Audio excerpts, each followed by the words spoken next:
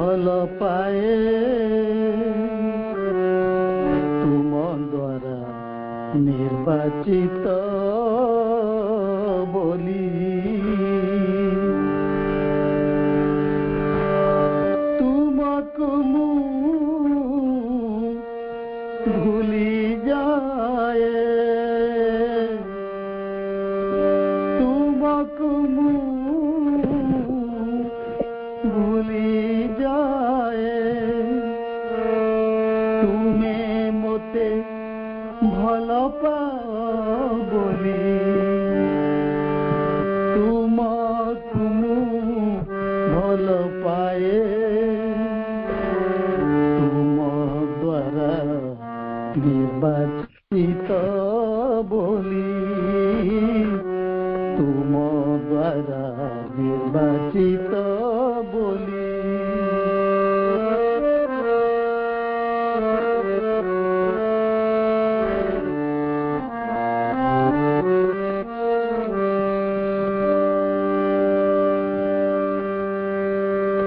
न जानी तुमको खोजे तुम्हें मोते लोड़ुथा बोली न जानी तुमको खोजे तुम्हें मोते लोड़ुथा बोली अनित्य तुमको खोजे अनित्य तुमको सुझे तुम्हें नित्य ऋणी कर खाली तुम्हें नित्य ऋणी कर खाली तुमको भल पाए तुम द्वारा निर्वाचित बोली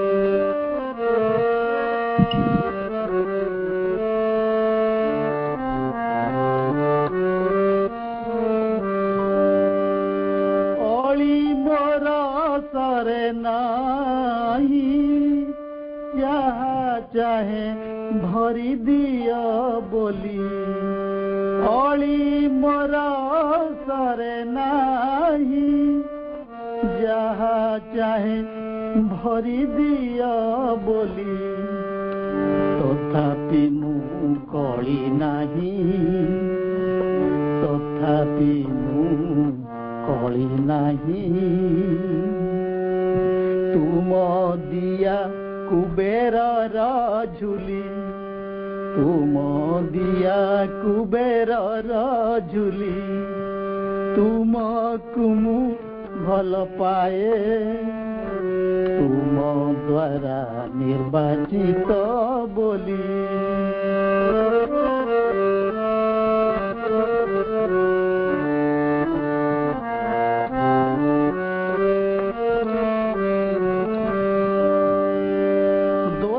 केते करुथाए क्षमा देई तोली निया बोली दोष केते मु करुथाए क्षमा देई तोली निया बोली रोसे केते गाली दिए रोसे केते गाली दिए माँ तुम्हें सहुथा बोली माँ तुम्हें सहुथा बोली तुमको भल पाए तुमको भल पाए तुम द्वारा निर्वाचित बोली तुम द्वारा निर्वाचित बोली माँ माँ हाँ प्रशांत भाई नाम जड़े किए सब जॉइन कर म्यूट करती म्यूट करवा कहले कि बुझंती अपा को भाई को विनम्र निवेदन आपण जदि पाठचक्र को आसुचंती सचेतन हूँ आपण अन्य डिस्टर्ब होती ए कथा टी मन रखते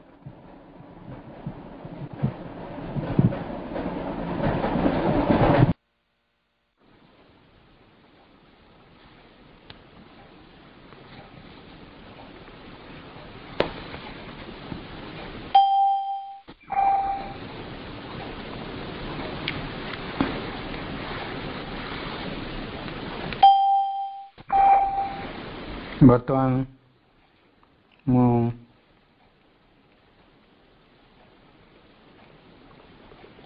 चित्त भाई के अनुरोध करी से आज चित्त भाई अच्छा ना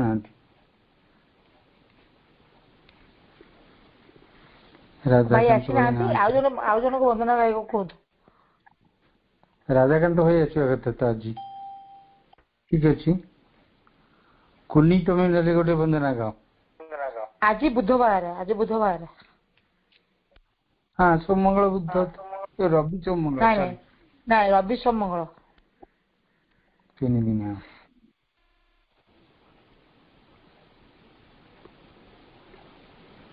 कुनी गोटे वंदना गाओ आज्ञा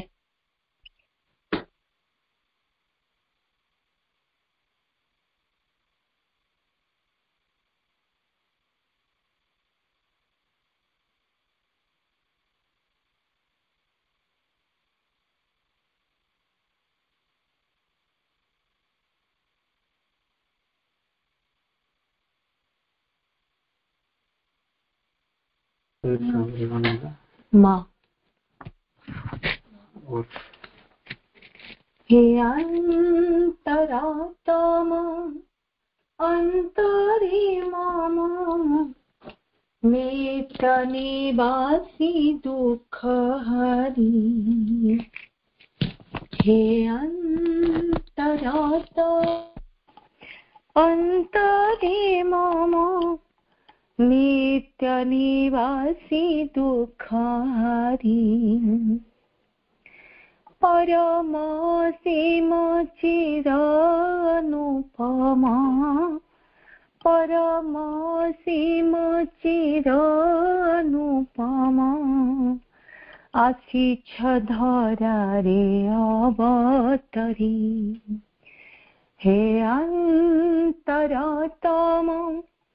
अन्तरे मम नित्यनिवासी दुःखहरि हे अन्तरात्म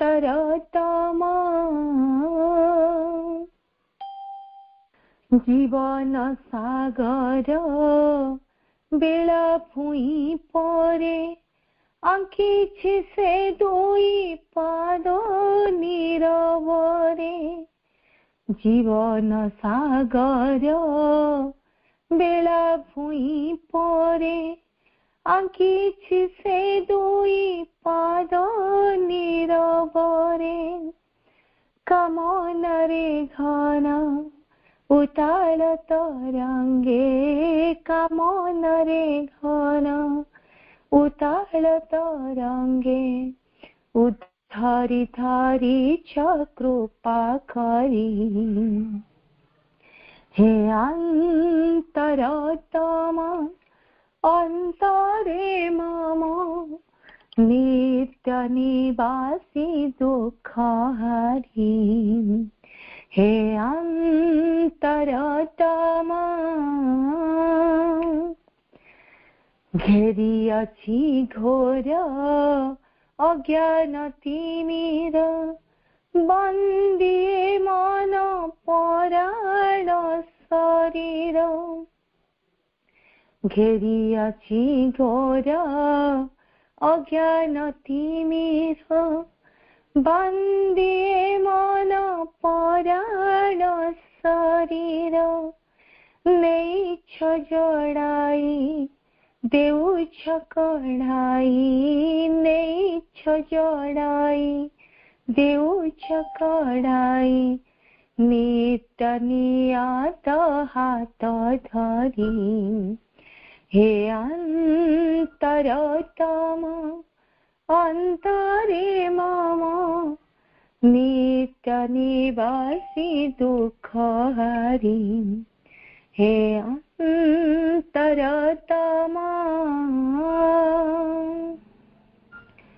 मुहि मोर जाहा पदे अरपिछि तुमे अछ पासे लोड़ा नहीं किछि मुहि मोर जाहा पदे पीछे तुमे अछ पासे लोड़ा नहीं किछि शून्य जीवन पूर्ण होइछि शून्य जीवन पूर्ण होइछि तुम कर्मे जेउ अछ बही हे अंतरतम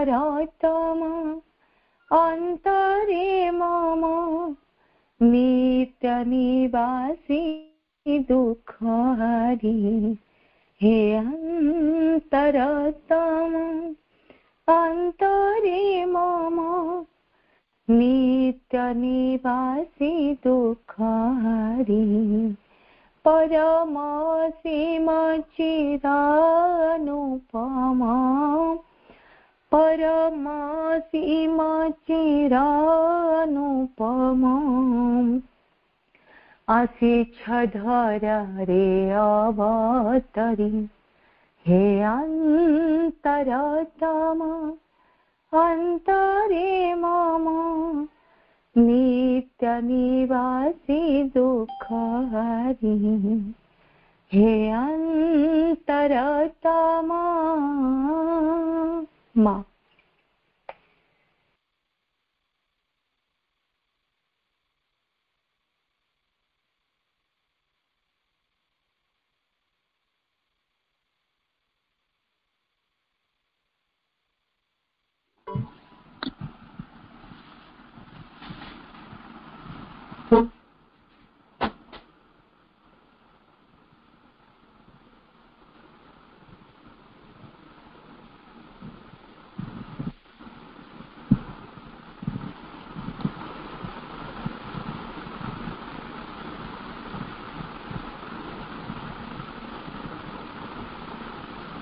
बर्तमान आम घर चित्त भाई पहुँचले चित्त भाई की मुझे अनुरोध करुच्ची भाई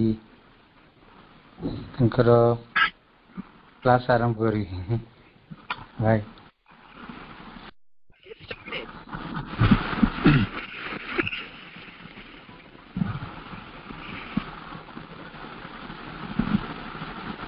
परम करुणामयी दिव्यजननी श्रीमा एवं परम प्रभु श्री अरविंद श्रीपाद पद्मरे अशेष प्रणति ऑनलाइन नवसृष्टि पाठचक्र आज दिव्य संध्यार उपस्थित समस्त मातृप्रेम भाई को सादर सुप्रेम नमस्कार सहित स्वागत जनाऊँगी। मां पाखरे विनम्र कृतज्ञता निवेदन करवा आमको तांकर सान्निध्यर अपूर्व सुजोग पुनर्बार देइछंती एवं प्रार्थना करवा आमर चेतनार सर्वाग्रे सदा उपस्थित रही आमको तांकर आलोक रे परिचालित करंतु प्रभुंकर बाणीर यथार्थ मर्म आमर चेतनार प्रकाशित हो। प्रभुंकर भावनाकारिका आलोचना क्रम रे आमे गत अधिवेशन रे अध्ययन करुथिले कारिका संख्या 146 रु 149 जो कारिका गुड़िकरे प्रभु प्रख्यात 16 शताब्दीर इंग्रेज नाट्यकार शेक्सपियर जी की जड़े बहु परिचित नाम बहु जनप्रिय नाम एवं जी बोधे इंग्राजी साहित्यर अद्वितीय नाट्यकार आज पर्यंत तांकु भूरी भूरी प्रशंसा करिसंती एवं तांकर कलात्मक वैशिष्ट्यटी को प्रभु जड़े अति मार्मिक समालोचक भाव रे इति उपस्थापन करुचंती एवं ता माध्यम रे से आध्यात्मिक दृष्टि बा जोगात्मक दृष्टि कौन सूचित करुचंती साधक मानक पई सेटा ही कारिका गुड़िकर गुरुत्वपूर्ण। आमे से 5 गोटी कारिका 4 गोटी कारिका 146 रु 149 से अध्ययन करिसंती तार मर्मानुवाद यथासंभव साध्य मते आमे आलोचना करिसंती। तथापि आमे जेते अधिक ताको आलोचना करिबा अध्ययन करिबा तार सेते भीतर को प्रवेश करिबा गभीरता को प्रवेश करिबा ए कारिका गुडी करे मांकर वक्तव्य किछि नाही।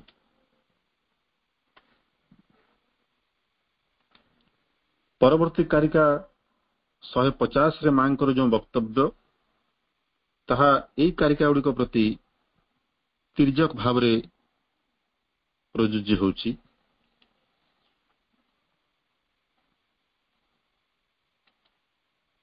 से तिर्जक भावटे मु जहा अनुभव करूची सेटा होची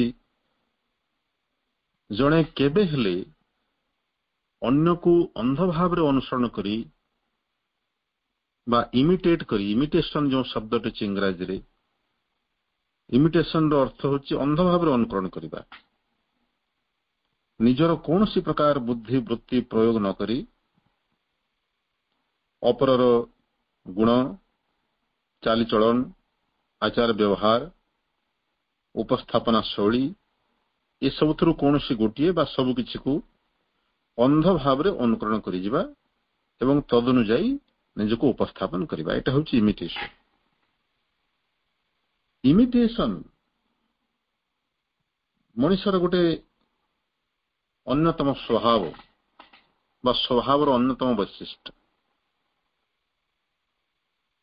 किंतु इमिटेशन केबे हेले चेतनार प्रगति पाई अनुकूल नुहे। यही कथाटी को हमको गभीर भाव रे अध्ययन करने पड़ो बुझा पड़ो।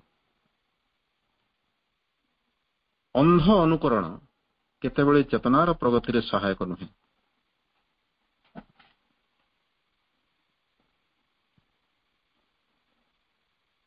ए परिप्रेक्षी रे पूज्य साधक श्रीयुक्त मनोज दासंकर गोटे छोट उपकथा अछि।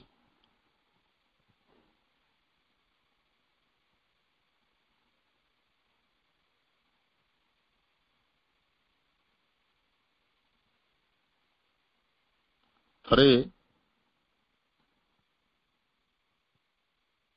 जड़े सिद्ध सन्यासी सन्यासी मान तो परिव्राजक कौन जगह स्थिर रहती ना विभिन्न स्थान भ्रमण करी थे गोटे गाँव में पहुंची था। सिद्ध महात्मा रूप से तांकर ख्याति चतुर्दिगरे परिव्याप्त ही थाए।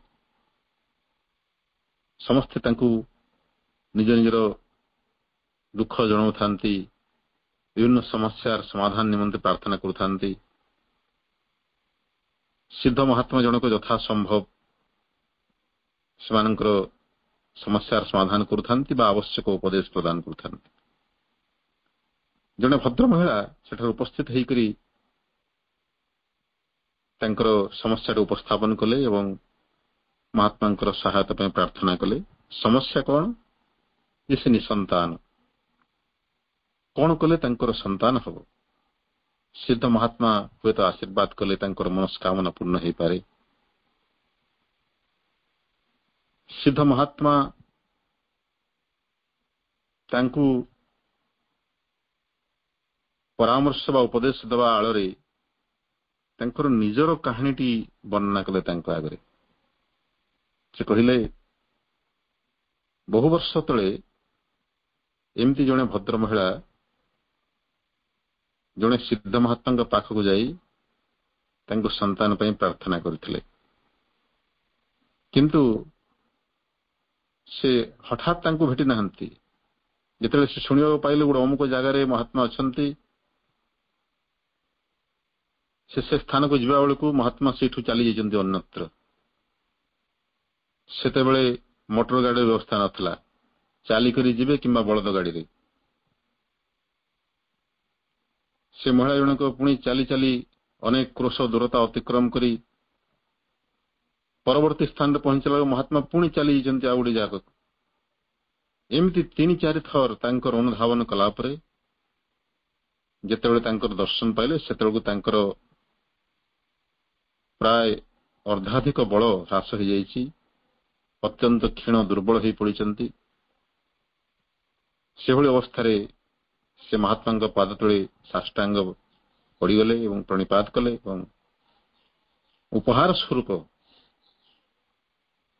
तांको पाखरे थिला गोटे मुद्रा ता से समर्पण कले। महात्मा तांको आशीर्वाद कले एवं से आशीर्वाद रे जन्म हले से सिद्ध महात्मा, अर्थात सिद्ध महात्मा माँ एभली तप आचरण करिथिले एवं सिद्ध महात्मा आशीर्वाद पाई ग्रामरु ग्रामांतर बुली बुली शेष जो दर्शन पाइले तांकर व्याकुलतार परिणाम स्वरूप सिद्ध महात्मा तांको जो आशीर्वाद देले तार परिणाम रे जन्म हले सिद्ध महात्मा। ये कथाटी जितेबाला से भद्र महिला को उपस्थापन कले महात्मा जनक, भद्र महिला सांगे सांगे कहले मु भी जाऊँ घर गोटे पाहुलाटे नहीं आसबि, गोटे मुद्राटे नहीं आसबि, आपण को देदेवी, एतिकी तो करबा दरकार ना।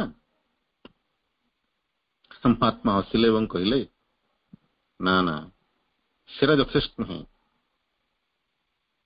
मो माँ जो परिस्थिति रे से पाहुलाटी देले महात्मा को से परिस्थिति आपण पुनर्बार सृष्टि करि परिबे कि रिक्रिएट करि परिबे कि ताको, एवं सेरा कले मध्य सेरा मौलिक हबो कि ओरिजिनल हबो कि।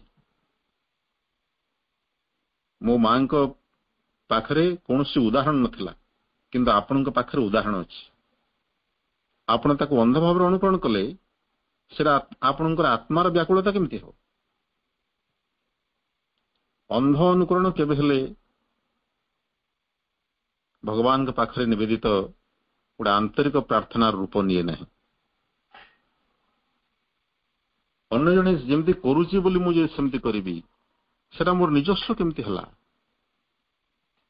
भगवान चाहती आमर निजस्व मौलिक आस्पृहा, मौलिक आकुलता, मौलिक व्याकुलता, मौलिक आकुलन भगवान का पाई सेथरे कौनसी प्रकार अनुकरण बा नकल करिबा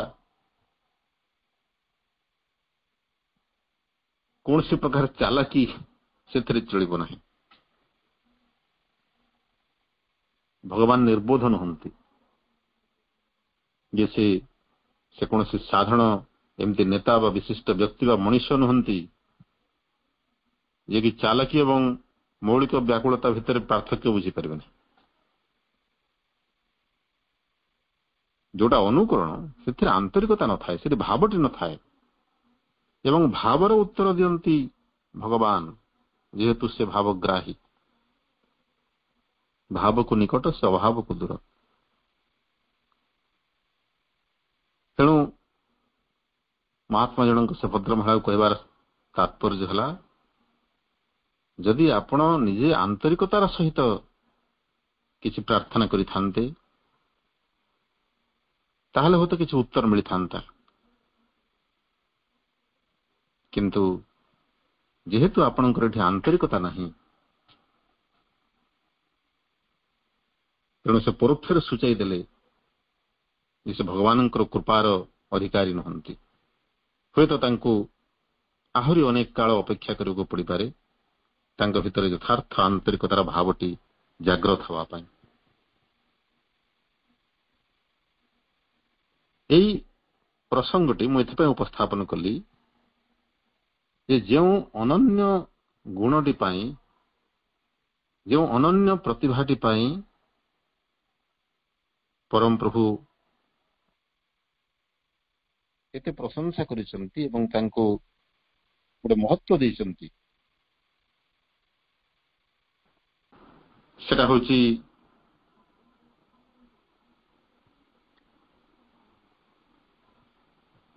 तांकर मौलिकता, शेक्सपियर्स ओरिजिनालिटी।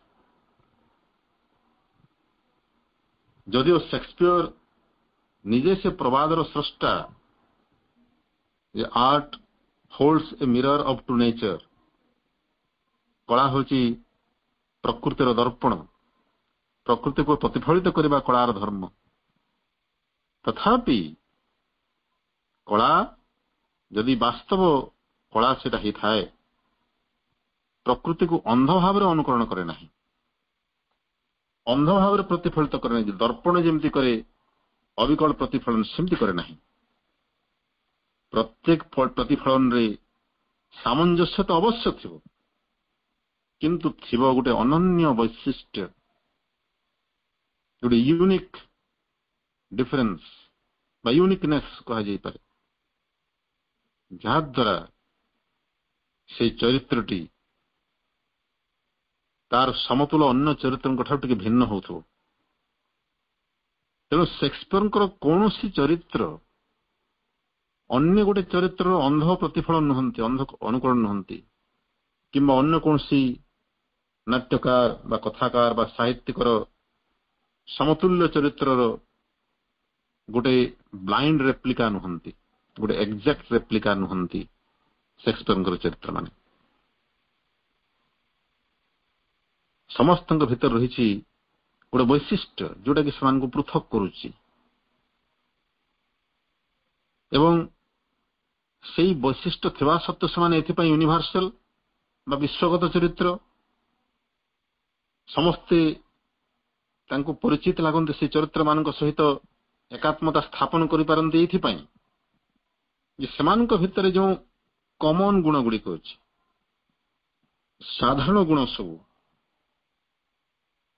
ତାହା ସାରା ପୃଥିବୀରେ ବିଭିନ୍ନ ଲୋକଙ୍କ ପାଖରେ ଦେଖିବାକୁ ମିଳିଥାଏ। ତେଣୁ ଯେଉଁ ଗୁଣ ଗୁଡିକ କମନ ବା ସର୍ବସାଧାରଣ, ସେଇ ଗୁଣ ଗୁଡିକ ସାରା ପୃଥିବୀରେ ବିଭିନ୍ନ ଲୋକେ ଅନୁଧ୍ୟାନ କରି ସେଇ ଚରିତ୍ର ଗୁଡିକ ସହିତ ନିଜକୁ ଆଇଡେଣ୍ଟିଫାଏ କରନ୍ତି, ଅର୍ଥାତ୍ ସେ ଚରିତ୍ର ଭିତରେ ନିଜକୁ ଦେଖନ୍ତି। ସେଥିପାଇଁ ସେମାନେ ତାକୁ ପ୍ରଶଂସା କରନ୍ତି, ଏପ୍ରିସିଏଟ କରନ୍ତି, ଏବଂ ସମସ୍ତଙ୍କ ପାଖରେ ଅତି ପରିଚିତ, ଅତି ପ୍ରିୟ ହେଇଯାନ୍ତି ସେକ୍ସପିୟରଙ୍କର ଚରିତ୍ର ସବୁ। ସେଥିପାଇଁ ସେକ୍ସପିୟର ୟୁନିଭର୍ସାଲ। କିନ୍ତୁ ପ୍ରଭୁଙ୍କ ଭାଷାରେ ସେକ୍ସପିୟର ସେଭଳି ୟୁନିଭର୍ସାଲ ନୁହନ୍ତି ଯେଉଁଭଳି କି ଗ୍ରୀକ ନାଟ୍ୟକାର ମାନେ। ଗ୍ରୀକ ନାଟ୍ୟକାର ମାନଙ୍କର ଚରିତ୍ର ଗୁଡିକ ସର୍ବସାଧାରଣ ଚରିତ୍ର, ସେମାନେ ଗୋଟିଏ ଗୋଟିଏ ଟାଇପ, ଗୋଟେ ନିର୍ଦ୍ଦିଷ୍ଟ ପ୍ରକାରର ଚରିତ୍ରକୁ ସେମାନେ ପ୍ରତିନିଧିତ୍ୱ କରୁଥାନ୍ତି। ସେଗୁଡିକର କୌଣସି ବ୍ୟକ୍ତିଗତ ବୈଶିଷ୍ଟ୍ୟ ନଥାଏ। କିନ୍ତୁ ସେକ୍ସପିୟରଙ୍କର ଚରିତ୍ର ଗୁଡିକର ଥାଏ ଅନନ୍ୟ ବୈଶିଷ୍ଟ୍ୟ, ଏବଂ ସେ ବୈଶିଷ୍ଟ୍ୟର ଉଦାହରଣ ଦେବା ପାଇଁ ପ୍ରଭୁ କେତେଗୁଡିଏ ଚରିତ୍ରର ଅବତାରଣା କରିଛନ୍ତି। ସେଗୁଡିକ ହେଲା ଫଲଷ୍ଟାଫ, ଲାନ୍ସେଲଟ୍ ଗୋବୋ, କିଙ୍ଗ ଲିୟର, ହ୍ୟାମଲେଟ ଆଉ ମ୍ୟାକବେଥ। ଏହି ଚରିତ୍ର ଗୁଡିକ ସାଧାରଣ ଜୀବନର ଚରିତ୍ର। ଏଭଳି ଚରିତ୍ର ସାଧାରଣ ଜୀବନରେ ଆମକୁ ଅନେକ ମିଳିବେ, କିନ୍ତୁ ସେମାନଙ୍କର ଯେଉଁ ବୈଶିଷ୍ଟ୍ୟ ସେଇଟା ଅସାଧାରଣ। ସେ ବୈଶିଷ୍ଟ୍ୟ ଭଲ ଦିଗରେ ହେଇପାରେ, ଖରାପ ଦିଗରେ ହେଇପାରେ, ହିରୋଇକ ହେଇପାରେ, ଡେଭିଲିଶ ହେଇପାରେ, କନଷ୍ଟ୍ରକ୍ଟିଭ ହେଇପାରେ, ଡେଷ୍ଟ୍ରକ୍ଟିଭ ହେଇପାରେ।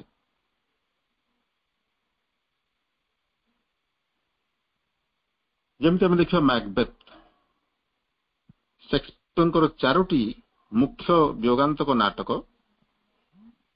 ଭିତରୁ ମ୍ୟାକବେଥ ଅନ୍ୟତମ।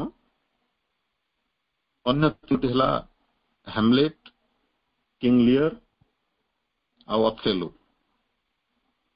ଏଠି ହ୍ୟାମଲେଟ ଏବଂ କିଙ୍ଗ ଲିୟରଙ୍କ ବିଷୟରେ ମଧ୍ୟ ପ୍ରଭୁ ଉଲ୍ଲେଖ କରିଛନ୍ତି।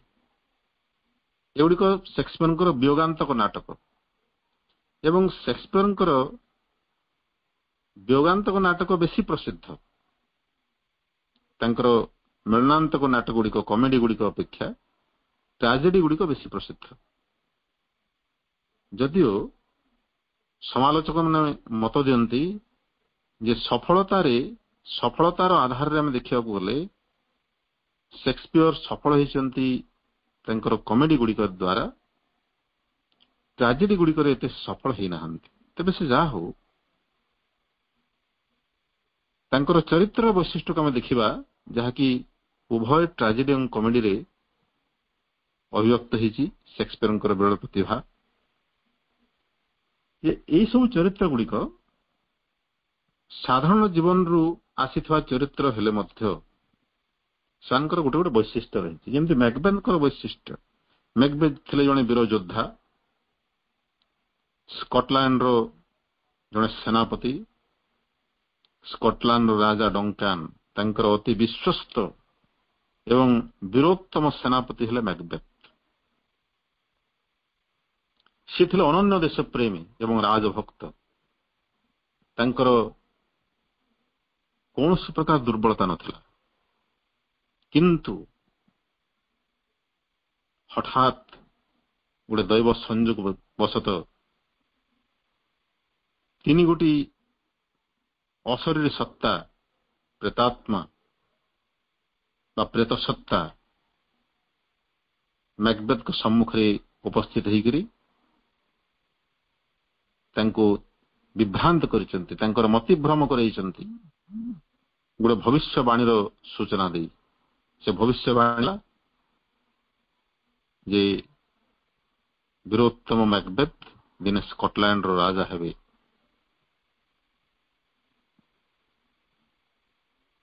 ସେଇ କଥା ଯେତେବେଳେ ସେ ଅଶରୀରୀ ମାନଙ୍କର ବାଣୀ ଶୁଣି ଯେତେବେଳେ ମ୍ୟାକବେଥ ସେ କଥାଟି ତାଙ୍କର ପ୍ରିୟତମା ପତ୍ନୀଙ୍କ ଆଗରେ କହିଛନ୍ତି, ସେଇଠୁ ଆରମ୍ଭ ହୋଇଛି ତାଙ୍କର ଚାରିତ୍ରିକ ସ୍ଖଳନ ଏବଂ ନାଟକର ବିୟୋଗାନ୍ତକ ମୋଡ଼। ତାଙ୍କର ପ୍ରିୟତମା ପତ୍ନୀ ଥିଲେ ଅତ୍ୟନ୍ତ ଉଚ୍ଚାଭିଳାଷୀ, ହାଇଲି ଆମ୍ବିସିୟସ୍। ସେଟା ନେଗେଟିଭଲି ଆମ୍ବିସିୟସ୍। ଉଚ୍ଚାଭିଳାଷକୁ ଆଧ୍ୟାତ୍ମିକତାର ଆଧାରରେ ଆମେ ଯଦି ଦେଖିବା, ବିବେଚନା କରିବା, ଉଚ୍ଚାଭିଳାଷ କେବେ ବି ଚେତନାର ଗୋଟେ ଯଥାର୍ଥ ଗତିବୃତ୍ତି ନୁହେଁ, ଗୋଟେ ପଜିଟିଭ ଭାଇବ୍ରେସନ ନୁହେଁ, ସ୍ପିରିଚୁଆଲାଇଜିଂ ଭାଇବ୍ରେସନ ନୁହେଁ।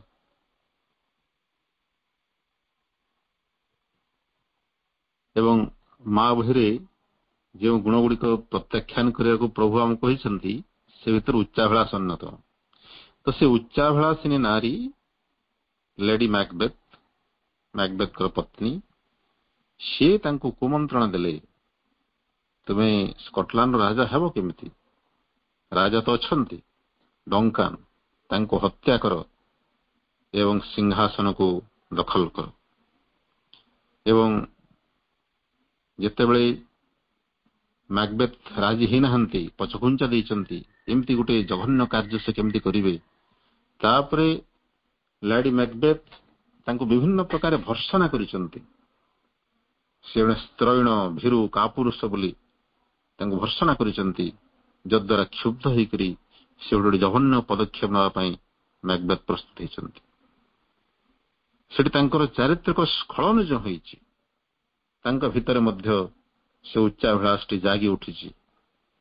ଏଇଟା ହେଉଛି ତାଙ୍କର ଚରିତ୍ରର ଦୁର୍ବଳତା, ଇଂରାଜୀ ଯାହା କୁହାଯାଏ ଟ୍ରାଜିକ ଫ୍ଲ, ଗୋଟେ ବିୟୋଗାନ୍ତକ ଦୁର୍ବଳତା ବା ଦୋଷ ଜଣଙ୍କର ଚରିତ୍ରର, ଯାହାକି ତାକୁ ସେ ବିୟୋଗାନ୍ତକ ପରିଣତି ଆଡକୁ ବାଟ କଢେଇନି। ତ ସବୁ ପ୍ରକାର ସଦ୍ଗୁଣ, ସାହସିକତା, ବୀରତ୍ୱ ଥିବା ସତ୍ତ୍ୱେ ସାମାନ୍ୟ ଗୋଟେ ଚାରିତ୍ରିକ ଦୁର୍ବଳତା ପାଇଁ ମ୍ୟାକବେଥ ସେଭଳି ଗୋଟେ ଜଘନ୍ୟ କାର୍ଯ୍ୟ କରି ବସିଲେ, ଯାହା କେବେ ସେ ପୂର୍ବରୁ କଳ୍ପନା ବି କରିନଥିଲେ। ଏଇ କଥାଟି ଯେଉଁ ଦେଖେଇଛନ୍ତି ସେକ୍ସପିୟର,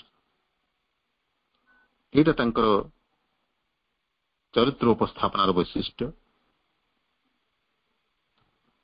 ଠିକ ସେହିପରି ଅନ୍ୟ ଦୁଇଟି ବିୟୋଗାନ୍ତକ ଚରିତ୍ର, ରାଜା ଲିୟର,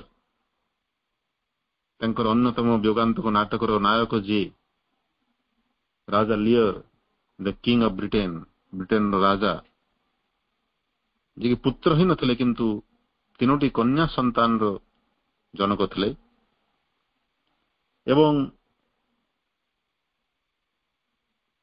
ସେ 3ଟି କନ୍ୟା ସନ୍ତାନ ଭିତରୁ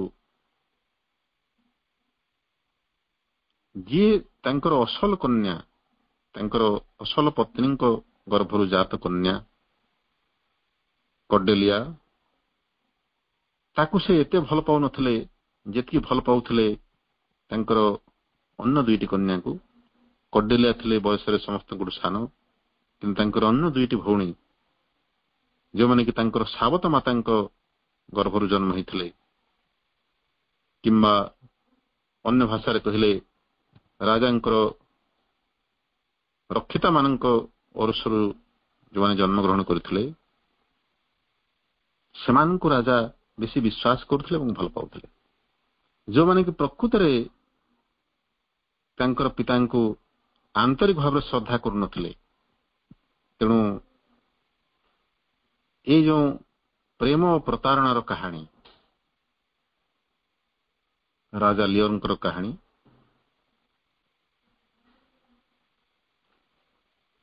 ଶେଷରେ ତାଙ୍କର ବିୟୋଗାନ୍ତକ ପରିଣତି ଘଟେଇଛି।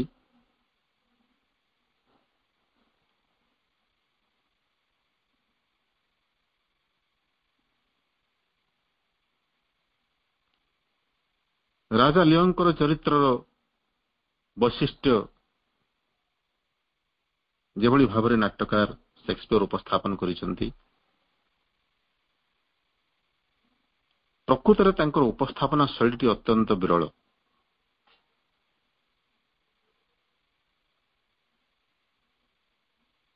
ଏବଂ ଯେଉଁଭଳି ଭାବରେ ଚିତ୍ରିତ କରିଛନ୍ତି ତାଙ୍କୁ ସେକ୍ସପିୟର ଅନ୍ୟ ଚରିତ୍ରମାନଙ୍କ ମାଧ୍ୟମରେ, ଅନ୍ୟ ଚରିତ୍ରମାନଙ୍କ ସହିତ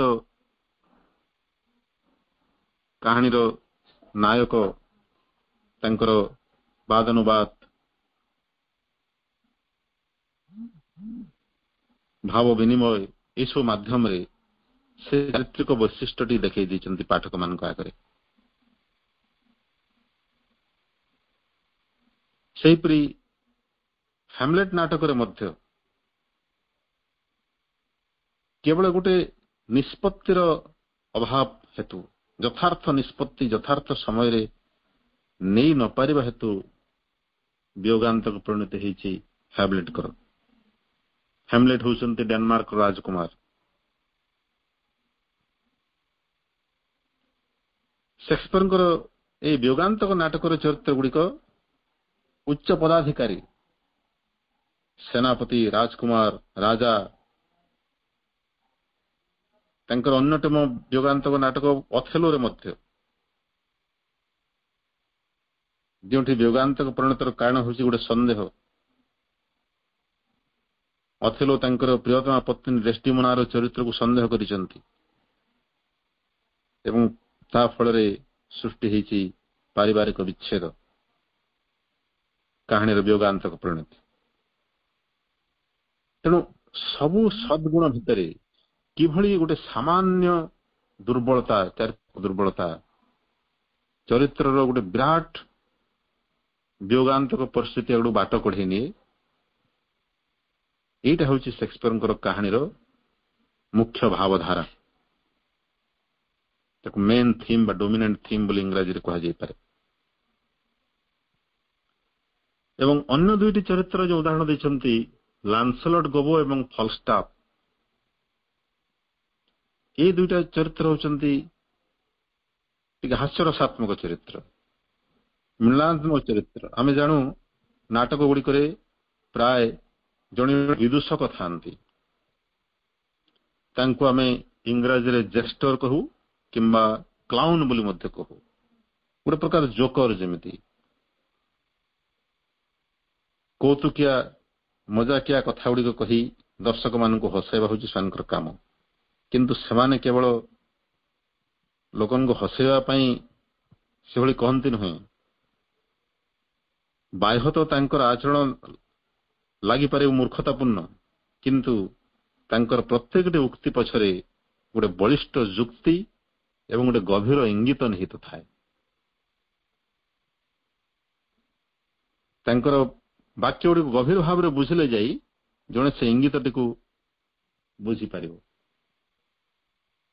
ଏବଂ ଅନେକ ସମୟରେ ସେଇ ବିଦୂଷକ ଚରିତ୍ର ଗୁଡ଼ିକ ପ୍ରାୟତଃ ଥାନ୍ତି ଖଳନାୟକର ପାର୍ଶ୍ୱରେ ବା ଖଳନାୟକର ସାଥୀ ଭାବରେ, ଅନେକ ସମୟରେ ମୁଖ୍ୟ ନାୟକର ସାଥୀ ଭାବରେ ମଧ୍ୟ ଥାନ୍ତି। କିନ୍ତୁ ତାଙ୍କର ପ୍ରତ୍ୟେକଟି ବାକ୍ୟ ପ୍ରାୟତଃ ଶ୍ଳେଷାତ୍ମକ ହେଇଥାଏ। ଶ୍ଳେଷାତ୍ମକ କହିଲେ ଦର୍ଥବୋଧକ। ଗୋଟେ ହେଉଛି ଉପର ଠାଉରିଆ ଅର୍ଥ ଏବଂ ଦ୍ୱିତୀୟ ଅର୍ଥ ହେଉଛି ତାର ଗଭୀରତର ଅର୍ଥ, ଯାହାକି ସେ ଉପର ଠାଉରିଆ ଅର୍ଥର ପ୍ରାୟତଃ ବିପରୀତ ହେଇଥାଏ। ଯେମିତି ଆମେ ଜଣଙ୍କୁ ସମାଲୋଚନା କରିବା ପାଇଁ କହୁ ମହାପଣ୍ଡିତ ବୋଲି। ମହାପଣ୍ଡିତର ଅର୍ଥ ହେଉଛି ମୂର୍ଖ। ତୁ ତ ମହାପଣ୍ଡିତ, ଏମିତି କହିବା ଅର୍ଥ ହେଉଛି ତୁ ମୂର୍ଖ। ସେ ଶୁଣିବା ଲୋକ ହୁଏତ ବୁଝି ନପାରେ, କିନ୍ତୁ ଦର୍ଶକ ମାନେ ବୁଝିଯିବେ। ଏଇଟା ହେଉଛି ଶ୍ଳେଷ ଅଳଙ୍କାରର ଭୂମିକା ସାହିତ୍ୟରେ। ବିଦୂଷକ ମାନଙ୍କର ବାକ୍ୟ ଗୁଡିକ ପ୍ରାୟ ଶ୍ଳେଷାତ୍ମକ ହେଇଥାଏ ବା ଦର୍ଥବୋଧକ ହେଇଥାଏ। ଅର୍ଥାତ୍ ଏଥିରୁ ପ୍ରମାଣିତ ହୁଏ ତାଙ୍କର ବୌଦ୍ଧିକ ବିଚକ୍ଷଣତା, ବହୁତ ବୁଦ୍ଧିମାନ, ଇଂରାଜୀ ଯାହା କୁହାଯାଏ ୱିଟି। ନହେଲେ ଜଣେ ଏଭଳି କ୍ଲାଉନ୍ ବା ଜେଷ୍ଟର ଭୂମିକାରେ ଅବତୀର୍ଣ୍ଣ ହୋଇପାରିବ ନାହିଁ। ଲାନ୍ସେଲଟ୍ ଗୋବୋ ହେଉଛନ୍ତି ମାର୍ଚେଣ୍ଟ ଅଫ୍ ଭେନିସ୍, ଭେନିସ୍ ସହରର ବଣିକ ନାମକ ଯୋଉ ନାଟକଟି ଅଛି ସେକ୍ସପିୟରଙ୍କର, ତାଙ୍କର କମେଡିଜ ଭିତରୁ ଏଟା ଅନ୍ୟତମ। ସେଇ କାହାଣୀର ମାର୍ଚେଣ୍ଟ ଅଫ୍ ଭେନିସ୍ର ଅନ୍ୟତମ ଚରିତ୍ର ହେଲେ ଲାନ୍ସେଲଟ୍ ଗୋବୋ।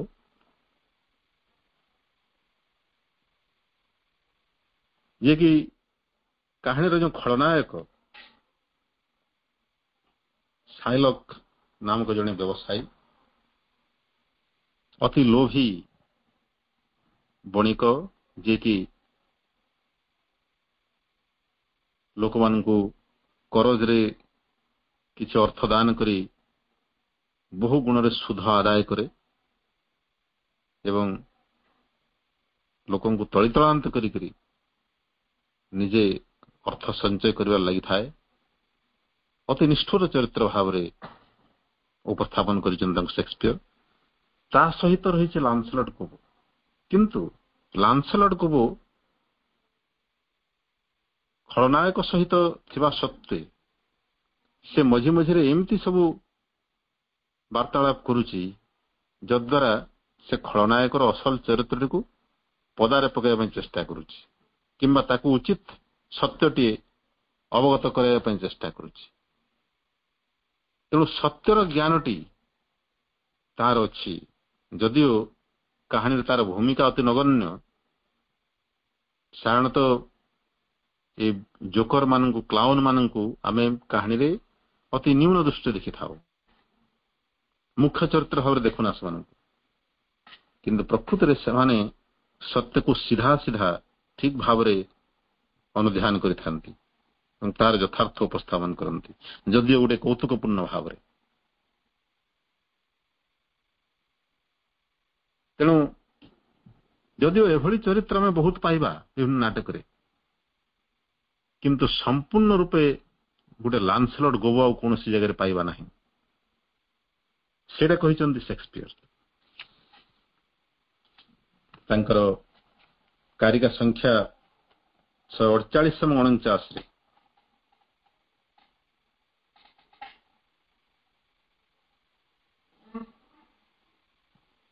Where in material nature wilt thou find Falstaff, Macbeth or Lear? Shadows and hints of them she possesses, but they themselves tower over her. ଜଡ଼ ପ୍ରକୃତିରେ ଏଇ ସବୁ ଚରିତ୍ର ମାନଙ୍କର ଅବିକଳ ପ୍ରତିରୂପ ବା ନକଲ ଆମେ କେମିତି ପାଇବା? ତାଙ୍କର କିଛି ଛାୟା, କିଛି ସୂଚନା ପ୍ରଦାନକାରୀ, ତାଙ୍କ ସହିତ ସାମଞ୍ଜସ୍ୟ ରଖୁଥିବା ଚରିତ୍ର ହୁଏତ ପାଇପାରିବା, କିନ୍ତୁ ସମ୍ପୂର୍ଣ୍ଣ ରୂପେ ସେ ଚରିତ୍ର ମାନଙ୍କୁ ନୁହେଁ। କାରଣ ସେ ଚରିତ୍ର ଗୁଡିକ ଜଡ଼ ପ୍ରକୃତିର जो से टाइप प्रकृति जड़ प्रकृति जहाँ सृष्टि करे सेटा होची गोटे गोटे टाइप से इंडिविजुअल सृष्टि करे ना गोटे टाइप सृष्टि करे किंतु निजर व्यक्तित्वर मौलिकता द्वारा से प्रजाति को अतिक्रम कर जाउचंती से चरित्र मान सेटा कहउचंती प्रभु दे देमसेल्व्स टावर ओवर हार्ट प्रकृतिर छांच को से अतिक्रम कर जाउचंती बढ़ी जाउचंती तार बहु ऊर्ध्व को उठी जाउचंती तेणु जदिओ से विभिन्न पर्यायर ता सत्वे से गोटे गोटे मौलिकता रही एवं यह माध्यम रे प्रभु कहवा चाहते एटा से चरित्र मानकर मौलिकता नुहे तांकर स्रष्टा किए सी हेल अनन्य शेक्सपियर तेणु एगुड़िक शेक्सपियर मौलिकता लांसेलट गोवपुरी फलस्टाफ गोटे हास्यरसात्मक चरित्र यही ना रे शेक्सपियर तांकर तीनोटी नाटक रे ए चरित्र को भिन्न भिन्न परिस्थिति रे उपस्थापन करिसंती तांकर तीन नाटक हेनरी फोर्थ हेनरी फिफ्थ आउ मेरी वाइफ्स ऑफ विंडसर बोली गोटे नाटक अच्छी ये तीनोटी नाटक रे फलस्टाफ चरित्र देखा मिलती प्रत्येक जगह से गोटे हास्यरसात्मक चरित्र देखा अत्यंत स्थूलकाय प्राय विदूषक माने क्लाउन माने स्थूलकाय होइथांती मोटा होइथांती एवं तांकर शारीरिक गठन एवं मुखभंगी एमती होइथाय जे तांकर उपस्थिति ही यथेष्ट दर्शक मान को हसैवा पई एवं लांसरेट गो भली फलस्टाफ अति विचक्षण चरित्र अति विरल चमत्कार तांकर बुद्धि युक्ति बुद्धि उपस्थापना सेरा प्रकृति से चरित्र वैशिष्ट्य ना शेक्सपियर वैशिष्ट्य प्रभु से कथा सूचना चाहते अर्थात ये सबू चरित्र जो वैशिष्ट्य जो विरल उपस्थापना तार क्रेडिट तार श्रेय शेक्सपियर पाखु जाऊँ तेणु शेक्सपियर गोटे विरल प्रतिभा बोली प्रभु ये उपस्थापन करुचंती तांकर विरल प्रतिभार मुख्य आधार होची तांकर मौलिकता शेक्सपियर कहा को अनुकरण करि ना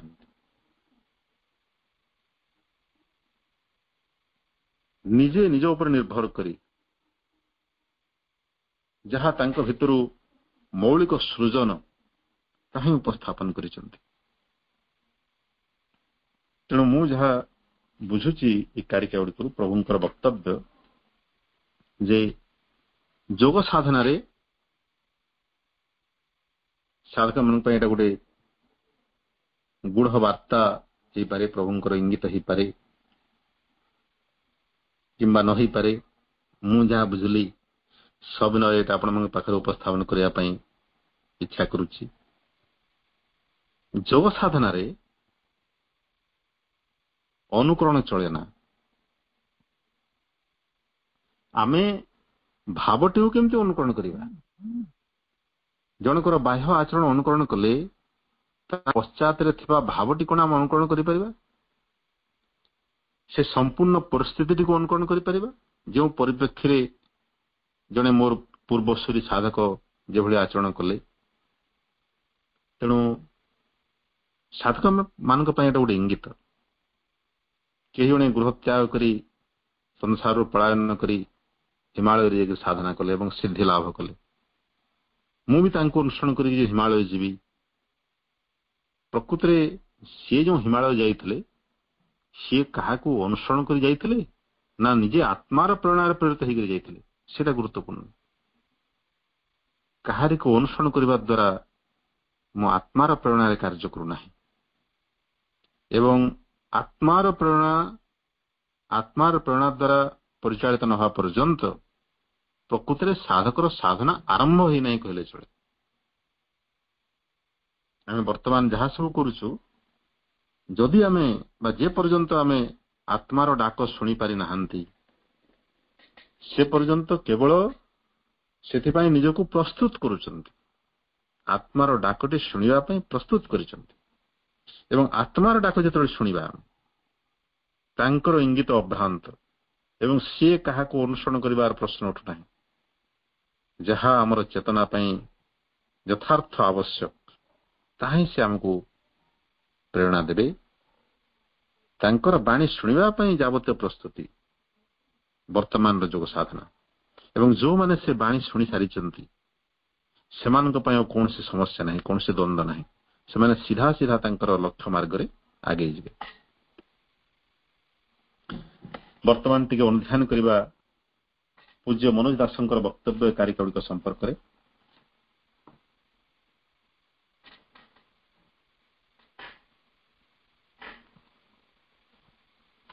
ପୂଜ୍ୟ ସାଧକ କହୁଛନ୍ତି, এই କାରିକା କେତୋଟିର ପୂର୍ବବର୍ତ୍ତୀ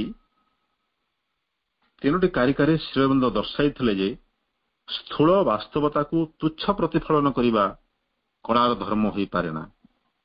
କଳା ଯଦି କେବଳ ଆମର ଦୈନନ୍ଦିନ ଜୀବନ ନିର୍ମଳ ଫଟୋଗ୍ରାଫ ମାତ୍ର ହେବ, ଜୀବନର ନିର୍ମଳ ଫଟୋଗ୍ରାଫ ମାତ୍ର ହେବ, ଆମ ପରିପାର୍ଶ୍ୱ ଏବଂ ଆମ ସ୍ଥୂଳ ଇନ୍ଦ୍ରିୟ ଉପରେ ସେସବୁର ପ୍ରତିକ୍ରିୟା ଲିପିବଦ୍ଧ କରିବା ହିଁ ଯଦି ହେବ ଚିତ୍ରାଙ୍କନ, କବିତା ବା ସାମଗ୍ରିକ ସାହିତ୍ୟର ଏକମାତ୍ର ଭୂମିକା, ତେବେ କଳାର ପ୍ରୟୋଜନ ବା କ'ଣ? ଆମ ସ୍ଥୂଳ ଜୀବନ ଏବଂ ଆମର ପରିବେଶ ହିଁ ତ ଯଥେଷ୍ଟ। ସେସବୁର ଅବିକଳ ପୁନରାବୃତ୍ତିରେ ବା କି ଶିହରଣ, କି ଶିକ୍ଷା ବା କି ପ୍ରଗତି ଆମକୁ ଲାଭ ହେବ? ଅତି ସ୍ପଷ୍ଟ କଥା। ଯଦି ପ୍ରତିଫଳନ ହିଁ କଳାର ଧର୍ମ ହୁଏ ତାହେଲେ ଆମେ ତ ସିଧା ସିଧା ପ୍ରକୃତିକୁ ଦେଖୁଛନ୍ତି, ତାର ପ୍ରତିଫଳନକୁ କାହିଁକି ଦେଖିବା?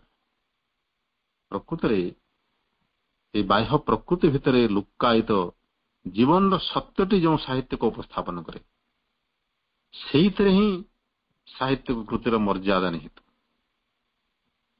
ତେଣୁ ପୂଜ୍ୟ ସାଧକ କହୁଛନ୍ତି, ସଚ୍ଚା କଳାର ବିଭୂତି ହେଲା ତାହା ସ୍ଥୂଳ ପ୍ରକୃତି ଭିତରେ ଲୁଚି ରହିଥିବା କିଛି ନା କିଛି ରହସ୍ୟକୁ ଫୁଟାଇଥାଏ। ଜଣେ ପ୍ରତିଭାବାନ ସାହିତ୍ୟିକ ଯେତେବେଳେ ଏକ ଚରିତ୍ର ପରିବେଷଣ କରେ ସେତେବେଳେ ସେ ଚରିତ୍ର ବିଶ୍ୱମାନବ ଚରିତ୍ରର ଏକ ପ୍ରତିନିଧି ହୋଇଥାଏ। ଏକ ବିଶେଷ ଧରଣର ମଣିଷକୁ ଆମେ ସେ ଚରିତ୍ର ଜରିଆରେ ଚିହ୍ନିବାର ସୁଯୋଗ ପାଉ। ମାନବତାର ବୈଚିତ୍ର୍ୟ ସମ୍ପର୍କରେ ଆମର ଧାରଣା ପ୍ରସାରିତ ହୁଏ। ଏହି ବୈଶିଷ୍ଟ୍ୟ ପ୍ରାଚୀନ ଗ୍ରୀକ ସାହିତ୍ୟରେ ଅତ୍ୟନ୍ତ ସ୍ପଷ୍ଟ। କୌଣସି ଗ୍ରୀକ ନାଟକର ନାୟକ ଯେତେବେଳେ ନିଜର ସମସ୍ତ ବୀରତ୍ୱ ମହତ୍ୱ ସତ୍ତ୍ୱେ ନିୟତିର ପ୍ରଚଣ୍ଡ ଆଘାତରେ ଧରାଶାୟୀ ହୁଏ ସେତେବେଳେ ତାର ସେ ଅସହାୟତା ମାଧ୍ୟମରେ ଦର୍ଶକ ବା ପାଠକ ଅନୁଭବ କରୁଥାଏ ନିଜ ଅସହାୟତାର ସ୍ପନ୍ଦନ। ଅର୍ଥାତ୍ ନାଟକ ପରିବେଶିତ ସେ ପରିସ୍ଥିତିରେ ଯେଉଁମାନେ ସମ୍ପୃକ୍ତ ସେମାନଙ୍କର ଅନୁଭବ ଆଉ ସେମାନଙ୍କର ବ୍ୟକ୍ତିଗତ ହୋଇ ରହେ ନା, ତାହା ହୋଇଯାଏ ସାମୂହିକ ଅନୁଭବ। ଦର୍ଶକ ବା ପାଠକ ତହିଁ ଭିତରେ ଖୋଜି ପାଏ ନିଜ ପାଇଁ ଲୋଡ଼ା ସହାନୁଭୂତି। ନିଜ ଜୀବନର ଦୁଃଖାନୁଭବ ଓ ପରାଜୟ ନାୟକର ଅନୁଭୂତି ସହିତ ଏକାକାର ହୋଇଯିବା ଯୋଗୁଁ ସେ ପରୋକ୍ଷ ଭାବରେ ପାଏ କିଛି ଆଶ୍ୱାସନା। କିନ୍ତୁ ଗ୍ରୀକ ବିଶେଷତ୍ୱ ସେକ୍ସପିୟରଙ୍କର ସୃଜିତ ଚରିତ୍ର ସମୂହରେ ଆମେ ଅବଶ୍ୟ ଲକ୍ଷ୍ୟ କରିପାରୁ, କିନ୍ତୁ ଯାହା କଳା ଦୃଷ୍ଟିରୁ ଆହୁରି ମହିମାମୟ। ସେକ୍ସପିୟର ସେଭଳି ମହତ୍ କଳା କୌଶଳ ପ୍ରୟୋଗରେ ମଧ୍ୟ ସିଦ୍ଧହସ୍ତ। ସେ କଳା କୌଶଳଟି କ'ଣ? ତାହା ହେଲା ସାର୍ବଜନୀନ ସ୍ତରରେ ହୃଦବୋଧ କଲା ଭଳି ତଥା ସଭିଙ୍କ ହୃଦୟରେ ଆଲୋଡ଼ନ ସୃଷ୍ଟି କଲା ଭଳି ଚରିତ୍ରମାନ ସୃଜନ କରିବା ଭିତରେ ସେ ସେହି ସବୁ ଚରିତ୍ରରେ ଏଭଳି ସୂକ୍ଷ୍ମ ବିଶେଷତ୍ୱମାନ ଫୁଟାଇ ପାରନ୍ତି ଯାହା ଫଳରେ ସେ ସବୁ ଚରିତ୍ର ନିଜ ନିଜର ସାର୍ବଜନୀନତା ସତ୍ତ୍ୱେ ଏକ ଏକ ବ୍ୟକ୍ତିଗତ ଚରିତ୍ର ରୂପରେ ମଧ୍ୟ ଅନନ୍ୟ ଓ ଅବିସ୍ମରଣୀୟ ହୋଇପାରନ୍ତି। ଏ କଥା ଆମେ ପୂର୍ବରୁ ଆଲୋଚନା କରିଛନ୍ତି। ସେକ୍ସପିୟରଙ୍କର ହେନରୀ ଫୋର୍ଥ ଏହାର ପ୍ରଥମ ଭାଗରେ ଅବତୀର୍ଣ୍ଣ ହୋଇ ହେନରୀ ଫିଫ୍ଥ ନାଟକରେ ମରି ପୁଣି ମେରି ୱାଇଫ୍ସ ଅଫ୍ ୱିଣ୍ଡସରରେ ଆବିର୍ଭୂତ ହୋଇ ଅଦ୍ଭୁତ ଚରିତ୍ର ସେ ହେଲେ ସାର୍ ଜନ୍ ଫଲଷ୍ଟାଫ୍। ତିନୋଟି ନାଟକରେ ଧାରାବାହିକ ଭାବରେ ତାଙ୍କର ଅବତାରଣା ହୋଇଛି। ତାଙ୍କଠୁ ଆରମ୍ଭ କରି ମ୍ୟାକବେଥ୍ ପର୍ଯ୍ୟନ୍ତ, ଲିଅର ଏବଂ ହ୍ୟାମଲେଟ୍ ପର୍ଯ୍ୟନ୍ତ ସୁନାମ ଖ୍ୟାତ ଚରିତ୍ର କେତୋଟି ଉଲ୍ଲେଖ କରିଛନ୍ତି ଶ୍ରୀ ଅରବିନ୍ଦ। ଏ ସନ୍ଧ୍ୟାର ସୀମିତ ସମୟ ଭିତରକୁ ସବୁ ଚରିତ୍ରବୃନ୍ଦକୁ ନିମନ୍ତ୍ରଣ କରିହେବ ନାହିଁ। ତେବେ ଉପସ୍ଥିତ ବହୁ ବ୍ୟକ୍ତି ମ୍ୟାକବେଥ୍ ଏବଂ ଲିଅରଙ୍କ କାହାଣୀ ସେମାନଙ୍କ ଛାତ୍ର ଜୀବନରୁ ମନେ ରଖିଥିବେ ବୋଲି ଆଶା। ମ୍ୟାକବେଥ୍ ନାଟକର ବକ୍ତବ୍ୟ ସର୍ବଜନ ବୋଧ୍ୟ। ନିଜର ଚୂଡ଼ାନ୍ତ ଅଭିଳାଷ ଚରିତାର୍ଥ କରି ନିଜେ ସ୍କଟଲାଣ୍ଡର ରାଜସିଂହାସନ ଆରୋହଣ କରିବା ନିମନ୍ତେ ସେନାପତି ମ୍ୟାକବେଥ୍ ନିଜ ପତ୍ନୀଙ୍କ ପ୍ରରୋଚନାରେ ତାଙ୍କର ଆତିଥ୍ୟ ଗ୍ରହଣ କରିଥିବା ରାଜା ଡଙ୍କାନଙ୍କୁ ହତ୍ୟା କରିଛନ୍ତି। ବାସନା ପ୍ରମତ୍ତ ସେନାପତି ମନେ କରିଛନ୍ତି ତେଣିକି ସବୁ ସହଜ ହେଇଗଲା। କିନ୍ତୁ ହାୟ, ମଣିଷ ନିଜ ମନର ମିଞ୍ଜି ମିଞ୍ଜି ଆଲୁଅରେ ଅନ୍ଧକାର କାଳର କେତେ ଦୂର ପର୍ଯ୍ୟନ୍ତ ଦେଖିପାରେ। ନିଜର କୁକର୍ମର ସାକ୍ଷ୍ୟ ସବୁ ନିର୍ମୂଳ କରିବା ନିମନ୍ତେ ମ୍ୟାକବେଥ୍କୁ ଏକ ପରେ ଏକ ହତ୍ୟା ବା ହତ୍ୟାର ପ୍ରଚେଷ୍ଟାରେ ଲିପ୍ତ ହେବାକୁ ପଡ଼ିଛି। ସେ ସିଂହାସନ ଆରୋହଣ ଅବଶ୍ୟ କରିଛନ୍ତି, କିନ୍ତୁ ସେ ସାଫଲ୍ୟରୁ ଯେଉଁ ସନ୍ତୋଷ ଆଶା କରୁଥିଲେ ତାହା ମରିଚିକାରେ ପରିଣତ ହୋଇଛି। ଯୁଦ୍ଧ ଜୟଜନିତ ଏକ ଉତ୍ଫୁଲ୍ଲ ମୁହୂର୍ତ୍ତରେ ଡାହାଣୀ ରୂପୀ କୁଶକ୍ତିମାନେ ତାଙ୍କୁ ଥରେ ବିପଥକୁ ଟାଣି ନେଇଯିବା ପରେ ସେ ସମ୍ପୂର୍ଣ୍ଣ ଏକାକୀ। ଏପରିକି ଯେଉଁ ପତ୍ନୀ ତାଙ୍କୁ ରାଜହତ୍ୟା କର୍ମରେ ପ୍ରବର୍ତ୍ତାଇଥିଲେ ଏବଂ ଯିଏ ତାଙ୍କର ଦୁର୍ଗମ ଜୀବନ ପଥରେ ତାଙ୍କୁ ସହାୟତା ଦେବା ଆଶା କରାଯାଉଥିଲା, ଆପଣାର ଦୁର୍ନୀତିର ଅନିବାର୍ଯ୍ୟ ଭାର ସହି ନ ପାରି ସେ ପାଗଳ ହୋଇଯାଇଛନ୍ତି। ଏବଂ ଯେତେବେଳେ ମ୍ୟାକବେଥ୍ଙ୍କର ଅବସ୍ଥା ଅତ୍ୟନ୍ତ ସଙ୍କଟପୂର୍ଣ୍ଣ, ଯେତେବେଳେ ପ୍ରତିଶୋଧ ପରାୟଣ ସାମନ୍ତ ବର୍ଗ ତଥା ସେମାନଙ୍କର ସହାୟକମାନେ ତାଙ୍କୁ ପ୍ରାୟ କାବୁ କରି ଆଣୁଛନ୍ତି, ସେତିକିବେଳେ ତାଙ୍କର ପତ୍ନୀ ଇହଲୀଳା ସମ୍ବରଣ କରିଛନ୍ତି। ସେ ସମ୍ବାଦ ଶୁଣି ମୁହୂର୍ତ୍ତକ ସକାଶେ ସ୍ଥବିର ପ୍ରାୟ ମ୍ୟାକବେଥ୍ ଯେଉଁ ସ୍ୱଗତୋକ୍ତି କରିଛନ୍ତି, ସେ ଉଚ୍ଚାରଣୀ ତାଙ୍କର ଉଚ୍ଚାକାଂକ୍ଷା ଏବଂ ତଥାଗତ ସାଫଲ୍ୟ ଅଧ୍ୟୁଷିତ ଜୀବନ ଉପରେ ତାଠୁ ଅଧିକ ଶକ୍ତିଶାଳୀ ଉଚ୍ଚାରଣ ସାହିତ୍ୟରେ ବିରଳ ବୋଲି ପୂଜ୍ୟ ସାଧକ କହୁଛନ୍ତି। ଏବଂ ସେ କୋଟ୍ କରିଛନ୍ତି କେତୋଟି ଧାଡି ଯାହା ସାହିତ୍ୟର ଛାତ୍ରମାନେ ପ୍ରାୟତଃ ମନେ ରଖିଥାନ୍ତି। Tomorrow and tomorrow and tomorrow creeps in this petty pace from day to day to the last syllable of recorded time.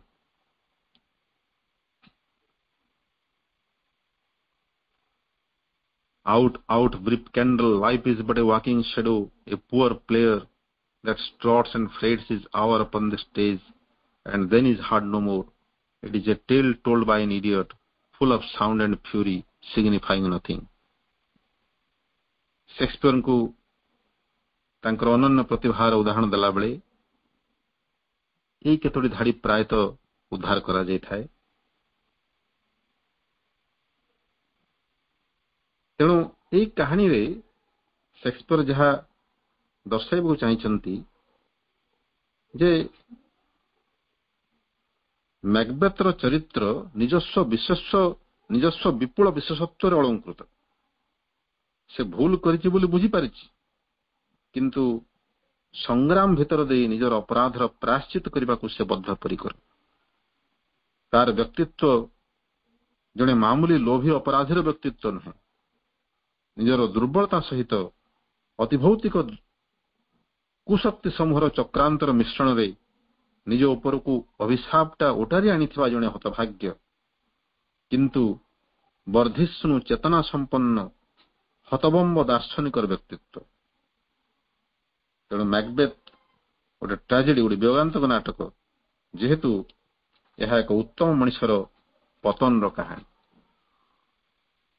ପରିଶେଷରେ ଉପସଂହାର କରୁଛନ୍ତି ପୂଜ୍ୟ ସାଧକ ଲିଓନଙ୍କ ଚରିତ୍ର ସମ୍ପର୍କରେ ଉପସ୍ଥାପନ କରି, ରାଜା ଲିଓର ଅହଂଚାଳିତ ମୂଢ ମନ ଯୋଗେ ଘୋଷିତ ମୁହୂର୍ତ୍ତକର ଭୁଲ ସିଦ୍ଧାନ୍ତ ତାଙ୍କୁ ଅମାପ କଲବଲ କରିଛି। କିନ୍ତୁ ବାହାରକୁ ଯେତେ ଅସହାୟ ଏବଂ ଉନ୍ମାଦ ପ୍ରାୟ ମନେ ହେଲେ ମଧ୍ୟ ରାଜା ନିଜର ଅନ୍ତରରେ ସଚେତନ, ତାଙ୍କର ଚେତନାର ପ୍ରଗତି ଅବ୍ୟାହତ।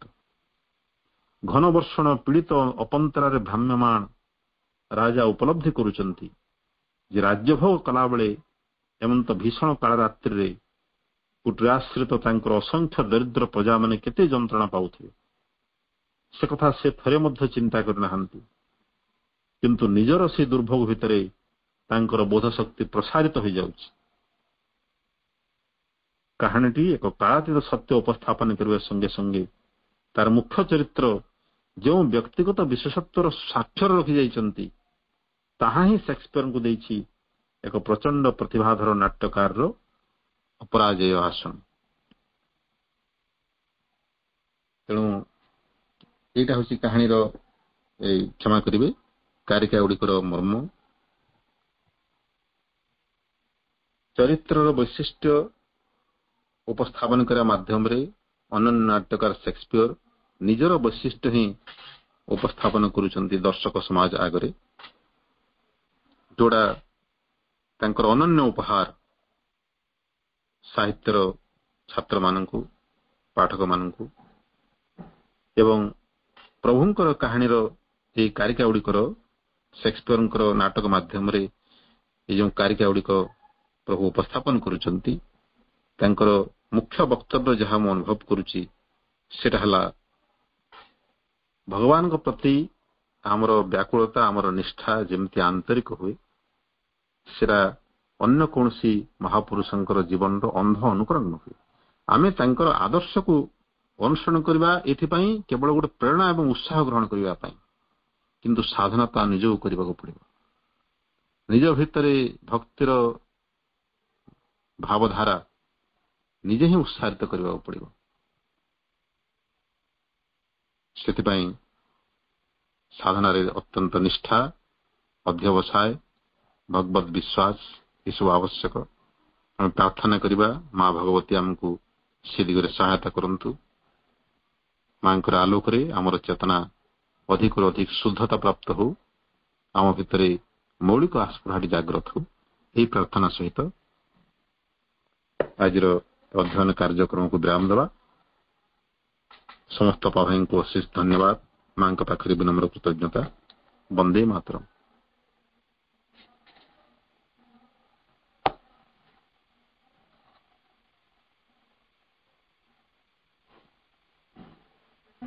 ଦିବ୍ୟ ଜନନୀଙ୍କ ଚରଣ କମଳରେ ଅଶେଷ କୃତଜ୍ଞତା ଏବଂ ଭାଇଙ୍କୁ ମଧ୍ୟ ଅଶେଷ କୃତଜ୍ଞତା ଜ୍ଞାପନ କରୁଛି ଆଜିର ସୁନ୍ଦର ଆଲୋଚନା ପାଇଁ।